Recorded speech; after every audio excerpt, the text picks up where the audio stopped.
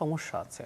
মানে সেনাবাহিনীর ট্রেনিং কিন্তু এই ধরনের নিজ দেশের নাগরিকদের আইন শৃঙ্খলা রক্ষার কাজ না, তাদের পুরো বল প্রয়োগ না। মানে পুলিশ বল প্রয়োগ করে, কিন্তু পুলিশের বল প্রয়োগ ইজ অলওয়েজ তার নিজের নাগরিকদের উপরে। সুতরাং সারা পৃথিবীতে পুলিশের ট্রেনিং এমন হয় সে ন্যূনতম বল প্রয়োগের মাধ্যমে কিভাবে এই ধরনের পরিস্থিতি ট্যাকেল করবে। যদিও শেখ হাসিনার সময় পুলিশকে আমরা প্রায় বলি যে মিলিটারাইজ করা হয়েছে, তাকে মিলিটারি বানিয়ে ফেলা হয়েছে, মানুষ খুন করতে শিখে গেছে। কিন্তু মিলিটারি ট্রেনিং ইটসেলফ হচ্ছে সর্বোচ্চ বল প্রয়োগ।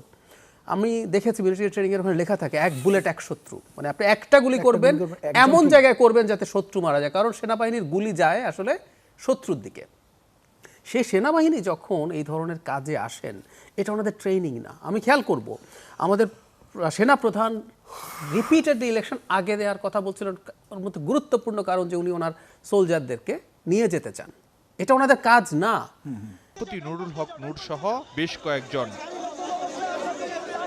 গুরুতর অবস্থায় প্রথমে কাকরাইলের ইসলামী ব্যাংক হাসপাতালে নেওয়া হয় নূরকে, পরে পাঠানো হয় ঢাকা মেডিকেল কলেজ হাসপাতালে। কিন্তু জনাব নূর যেভাবে আহত হয়েছেন, সব কিছুর পরও আমরা বলবো আসলে এই পরিমাণ আহত হওয়া আমরা কোনোভাবে অ্যাকসেপ্ট করতে পারি না, কোনোভাবেই না। পুলিশ হোক মিলিটারি হোক সবাই মিলে এতটা